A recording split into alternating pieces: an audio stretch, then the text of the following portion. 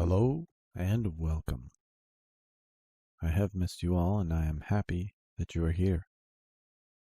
I'm happy that I'm back. Don't forget to subscribe and check out the many books here, as well as the different voices. This video is similar to the Bedtime series. However, I will be speaking softly and slowly shifting my voice left and right.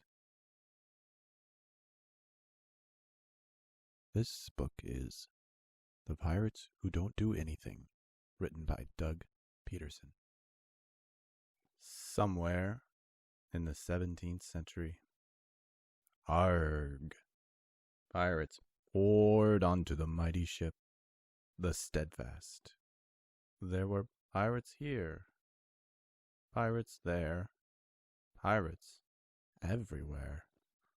Swords clashed and the battle raged. "Stand firm, men," shouted the king's son, Prince Alexander. But when the smoke cleared, Alexander had been taken prisoner by his evil uncle, the pirate Robert the Terrible.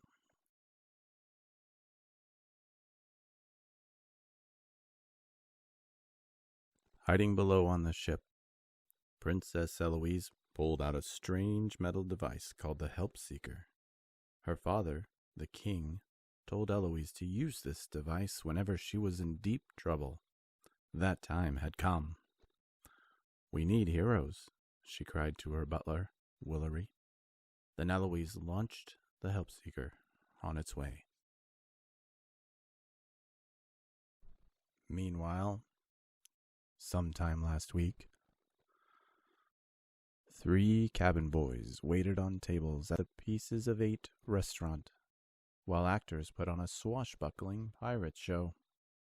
Some might say that Sedgwick, George, and Elliot were losers.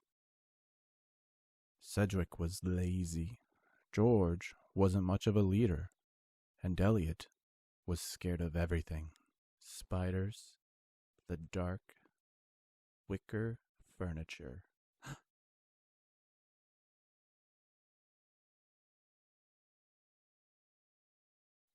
People teased them, calling them the pirates who don't do anything. So the 3 friends decided to finally do something. They would try out for the big pirate show. They would be heroes. "Let's give it a shot," exclaimed George as he put on his pirate costume. Unfortunately, the audition didn't go very well.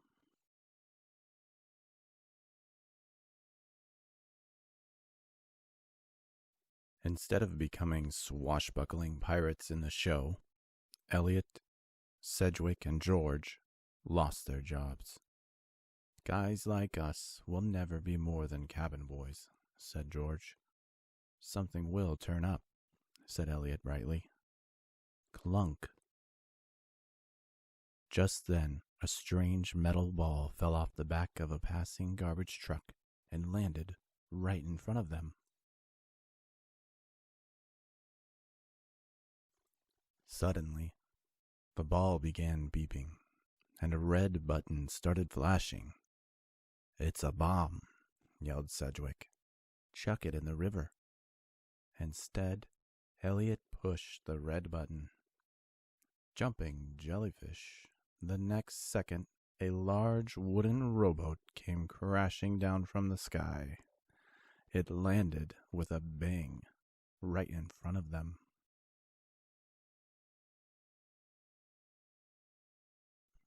When Elliot pushed the button a second time, the rowboat whisked them back to the 17th century and dropped them in the wide, open sea. Sedgwick was mad, and things looked bad until...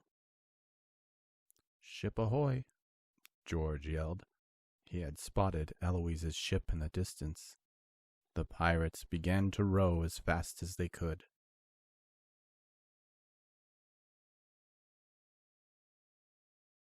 "What brings you so far from shore?" asked Eloise as the 3 cabin boys climbed on board. George showed her the Help Seeker. This did. Eloise's eyes widened. "Our heroes have come," The princess begged the three heroes to rescue her brother from Robert the Terrible. But could they really help? Should they? Would they?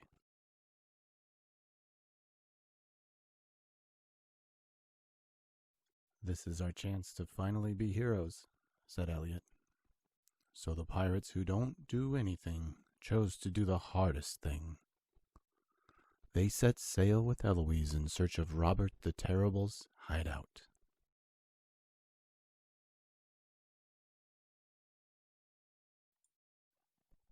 On the first island they explored, they stumbled across a cave overflowing with what looked like gold. But it was better than gold. It was cheese curls, Sedgwick shouted. Sedgwick had a choice. He could keep trying to be a hero, or he can stay on this island with his favorite snack. Who are we fooling? Sedgwick said. We are not heroes. We are not tall, or strong, or handsome. I'm staying here with my cheese curls. Woohoo! Elliot and George sadly left without him.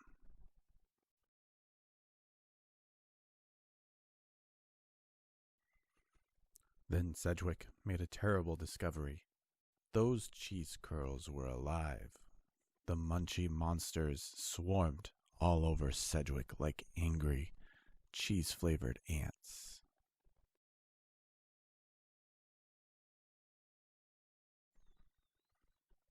Meanwhile, Elliot and George had problems too. The pirates had captured Eloise and the ship. So Elliot and George had a choice. Should they rescue Eloise? Could they? Would they? After looking around, they found another boat and set sail. Let's go save a princess, Elliot declared. To reach the pirate hideout, Elliot and George had to go by the island of Walking Rocks. It was a pretty island, a pretty scary island. The rocks were alive.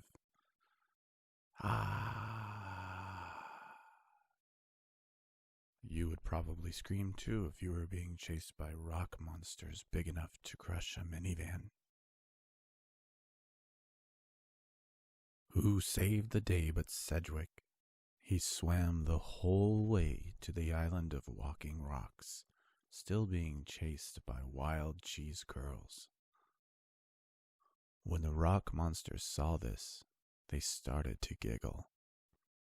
Then the rock monsters let the cheese curls walk all over them, which made them giggle even more. They even did the rock monster dance. Sedgwick was finally saved from those annoying little cheesy things. Elliot, George, and Sedgwick were together again. Our heroes knew the only way to reach the pirate hideout was to slip through the Clapping Pass. But this passageway was starting to close up. There was no way they could get through it in time. Suddenly, the Big Daddy Rock Monster decided to help. He did a cannonball, creating a monstrous wave. The wave shot the tiny boat through the Clapping Pass, just as the two sides of the pass crashed together, like two hands clapping. So after many adventures, our heroes reached Robert the Terrible's hidden fortress.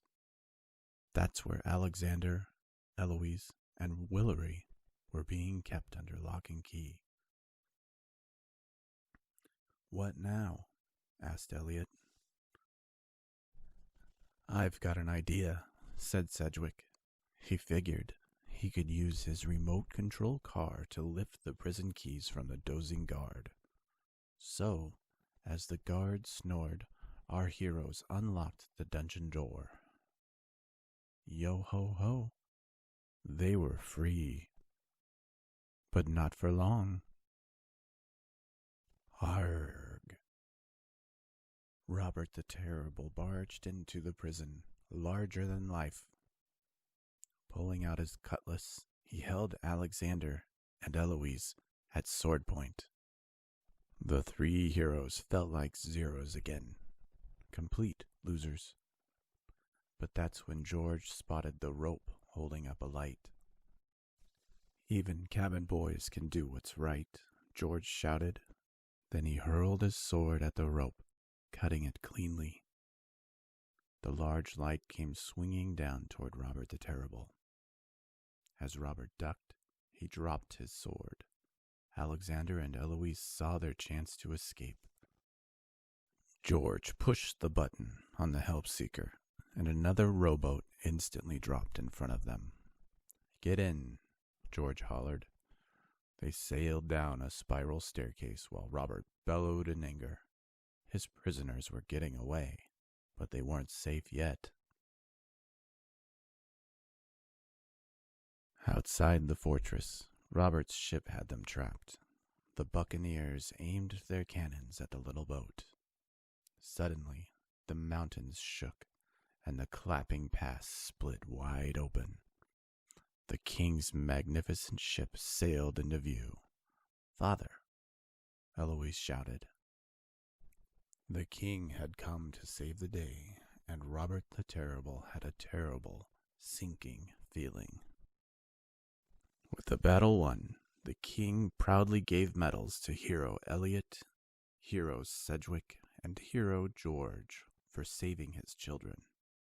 But most important, he told them, heroes are not the strongest, or fastest, or smartest, or best looking. A true hero is someone who does what is right, even when it's hard.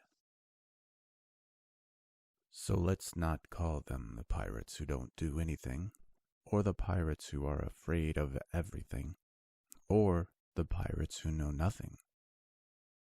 They are the pirates who do the right thing, and that's really something. A good person will be remembered from now on. The things he does are right and will continue forever. Psalm 112, 6 and 9. This was The Pirates Who Don't Do Anything, written by Doug Peterson, illustrated by Greg Harden and Robert Vann. Thank you, and good night.